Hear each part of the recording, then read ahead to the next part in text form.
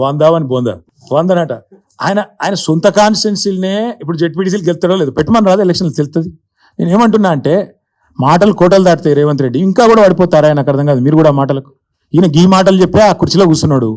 ఏదో అది చెప్పి ఇది చెప్పి 420 అడ్డమైన హామీలు ఇచ్చి ఢిల్లీకి వెళ్ళి టూరిస్టులను తీసుకొచ్చి ఈ డిక్లరేషన్ ఆ డిక్లరేషన్. నేను ఒక్కటి అడుగుతున్నా, 100 సీట్లు గెలవాలి. ఎట్లా గెలవాలి? ప్రజలు ఓట్లు వేయాలి. ఎవరు ఓట్లు వేయాలి?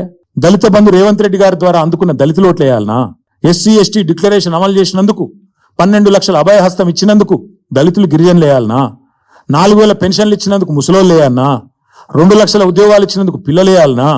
లేకపోతే నువ్వు 2,500 ఇస్తున్నందుకు మహిళలు వేయాలనా? ఎవడేయాలి నీకు ఓటు? లేకపోతే నువ్వు ఎగ్గొట్టినందుకు రైతు బంధు రైతులు వేయాలనా? ఎవడేయాలి? ఎందుకు వేయాలి?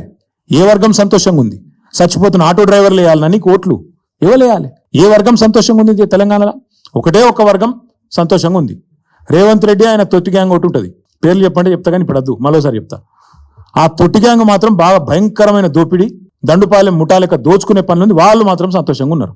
బిల్డర్లను గోకుడు, కాంట్రాక్టర్లను గీకుడు, ఆ పనిలో మాత్రం ఫుల్ ఉన్నారు, బిజీగా ఉన్నారు. నేను ఒక్కటి అడుగుతున్నా బ్రదర్, ఒక్క కొత్త స్కీమ్ అమలు కాదు, ఇచ్చిన ఒక్క మాట నెరవేరదు.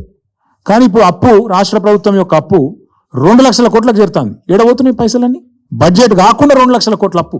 రైతు బంధు రాదు, రుణమాఫీ సంపూర్ణంగా జరగదు, మహిళలకు